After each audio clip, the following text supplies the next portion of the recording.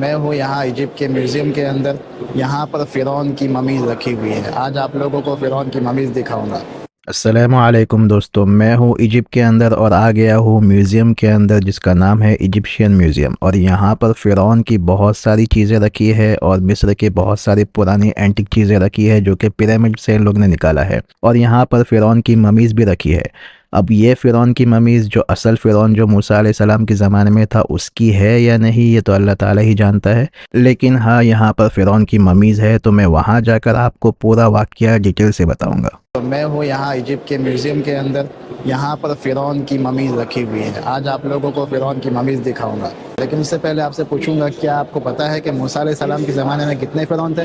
چلو آپ کو اس ویڈیو میں بتاؤں گا. میں نے آج سے پہلے بنی اسرائیل کا جو ویڈیو بنایا تھا اس کے اندر بتایا تھا کہ جو خاندان ہیکس خاندانی تھا اس کے بادشاہ کو ملک اور عزیز کہا جاتا تھا، اور جو قبطی خاندان کا بادشاہ ہوتا تھا اسے فرعون کہا جاتا تھا. اور اس سے اگر پیچھے چلا جائے تو آپ کو پتہ ہے کہ یوسف علیہ السلام کو اللہ تعالیٰ نے کیا معجزہ دیا تھا؟ یوسف علیہ السلام کو اللہ تعالیٰ نے یہ معجزہ دیا تھا کہ وہ خواب کی تعبیر بتایا کرتے تھے. اور خود یوسف علیہ السلام کو بھی عزیز کہا گیا، ملک کہا گیا. تو موسیٰ علیہ السلام کے زمانے میں جو فرعون تھا اس نے بھی خواب دیکھا تھا، اور یہ خواب دیکھنے کا سلسلہ ابھی تک چل رہا تھا کہ وہ جو بادشاہ ہوا کرتے تھے وہ خواب کی تعبیر پوچھا کرتے تھے. تو جو موسیٰ علیہ السلام کے زمانے میں فرعون تھا جسے رامسیس ون کہا جاتا ہے، اس نے بھی خواب دیکھا تھا کہ اس کی حکومت کو بنی اسرائیل کا کوئی ایک لڑکا تباہ کر دے گا. تو اس نے یہ آرڈر دیا، یہ حکم جاری کیا کہ جتنے بھی لڑکے پیدا ہو سب کو قتل کر دیا جائے. تو موسیٰ علیہ السلام کی والدہ کے دل کے اندر اللہ تعالیٰ نے یہ بات ڈالی کہ موسیٰ علیہ السلام کو دریا کے اندر ڈال دو. اور پھر جب آسمان نے دیکھا تو موسیٰ علیہ السلام کو اٹھا لیا. لیکن ایسا نہیں تھا کہ فرعون کے پاس اولاد نہیں تھی، فرعون کو اولاد تھی، لیکن آسیہ کے دل کے اندر بچے کو دیکھ کے محبت آ گئی، اور یہ محبت خود اللہ تعالیٰ نے ڈالی. اس کو موسیٰ علیہ السلام کو اللہ تعالیٰ نے کہا سورہ سینا کے اوپر کہ وَأَلْقَيْتُ عَلَيْكَ مَحَبَّةً مِّنِّي، کہ ہم نے تمہاری محبت ان کے دل کے اندر ڈالی. تو ان کے دل کے اندر محبت ہوئی، پھر انہوں نے اسے اٹھا لیا. جو فرعون نے موسیٰ علیہ السلام کی پرورش کی وہ تھا رامسیس ون، وہ تھا رامسیس ون.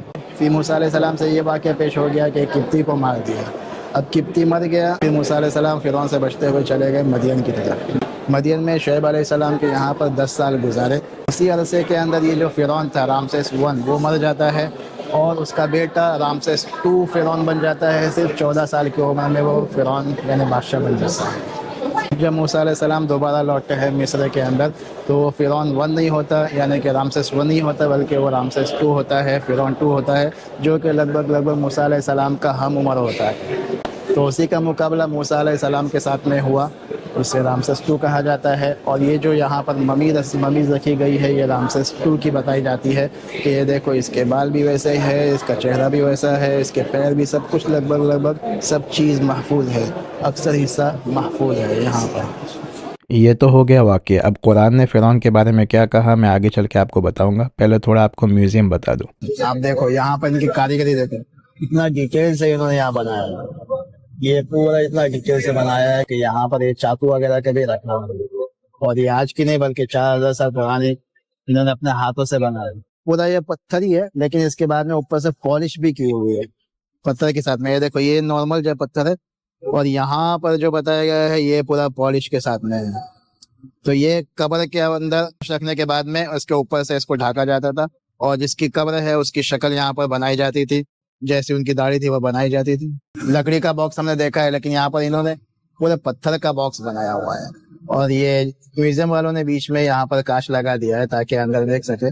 ایک ہی پتھر کے اندر اس کو تراش کے اندر سے پورا اس کو باکس بنایا گیا، اور اس کا ڈھکن بھی پتھر کا ہی بنایا گیا ہے کہ جب اس کو بند کیا جاتا ہے تو ایک دم ایگزیکٹ بند ہو جاتا ہے. نیٹ اور پلین طریقے سے کاریگری بنایا. یہ دیکھو وہ وہاں پر جتنے بھی رکھے گئے تھے وہ سیدھے رکھے گئے تھے، اندر دکھ نہیں رہا تھا. یہاں پر انہوں نے اس کو ایسا رکھا ہے تو یہ پورا تراش کے ایک ہی پیس کے اندر اتنا بڑا اس کو نیچے لے کے جا کے رکھنا، احرام کے اندر پیرامڈ کے اندر نیچے رکھنا، اور اس کے اندر پھر لاش رکھنا، پھر اس کے اوپر سے اس لاش کی تصویر بنانا اور اس کا کور بنانا، اتنا محنت والا کام تھا اور بہت ہی ٹیکنک والا کام تھا. اور دوسری ایک بات کہ یہ لوگ بہت ہی ایڈوانس تو تھے ہی، لیکن اس کے ساتھ ساتھ میں یہ لوگ آرٹسٹ بھی تھے.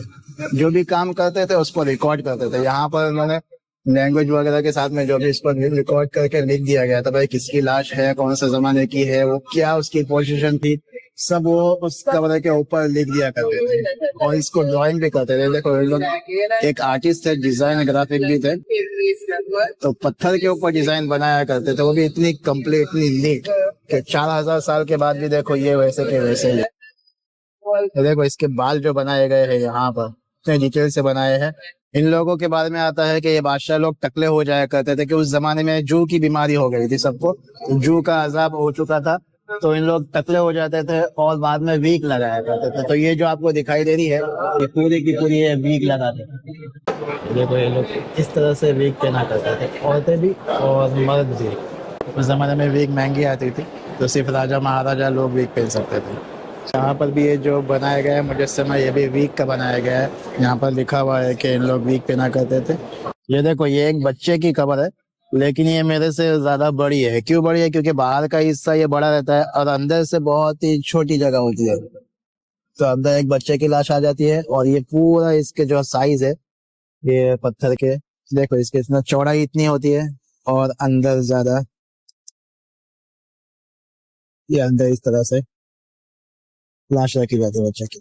लाश रखने के बाद में यहाँ पर उन लोग उसका नाम भी लिख देते हैं और ये जो कलर है इसके ऊपर, ये उस जमाने के टाइम के कलर है, अभी तक के इसके कलर आते हैं। ये देखो ये सब ममीज है, बगैर खोले बच्चे लोगों की ममीज है, इसको अभी तक खोला नहीं गया है। और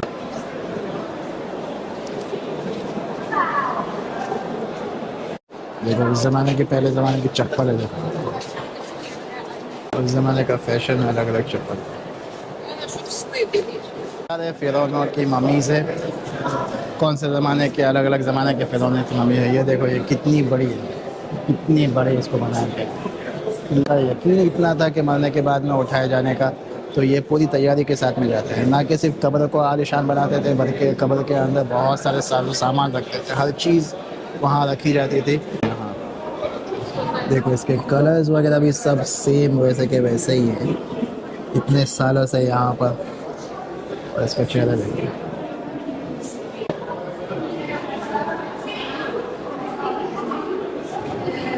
उसने कहा था अलैसा ली मुल्कु मिस्र, क्या मेरे लिए मिस्र की हुकूमत बादशाहत नहीं है? वहादिहिल अनहारु तजरी मिन तहती अफला तुबसिरून, और क्या तुम लोग नहीं देखते कि मेरे महलों के नीचे से नहरें जारी है। जो फिरौन ने महल बनाए थे वो लुक्सर और असवान के अंदर मौजूद है, जो कि दरिया नील के बिल्कुल किनारे पर है। अल्लाह ताला ने इसके बारे में फरमाया फस्तकबरू वकानु कौमम मुजरिमीन, के उसने तकब्बुर किया और ये मुजरिम कौमों में से था। और इसका तकब्बुर इस हद तक बढ़ चुका था कि इसने दावा किया अना रब्बुकुमुल आला, कि मैं सबसे आला, सबसे बेहतर और सबसे आला तर परवरदिगार हूँ। फ़अख़ज़हुमुल्लाहु बिज़ुनूबिहिम, अल्लाह ताला ने इसके इस गुनाह की वजह से इसे पकड़ लिया। फ़ंज़ुर कैफ़ कान आक़िबतुल मुजरिमीन, तो फिर आप देखो कैसा रहा अंजाम मुजरिमों का। फ़ंज़ुर कैफ़ कान आक़िबतुल मुफ़सिदीन, तो देखो कैसा रहा अंजाम फसाद मचाने वालों का। कुरान की आयत कुछ इस तरह से है, वजावज़ना बिबनी इसराईल अल-बहर फ़अतबअहुम फ़िरऔन वजुनूदुहु बग़यन व अदवा, और हमने बनी इसराइल को दरिया से पार कर दिया, फिर उनके पीछे पीछे फ़िरौन अपने लश्कर के साथ पहुँचा।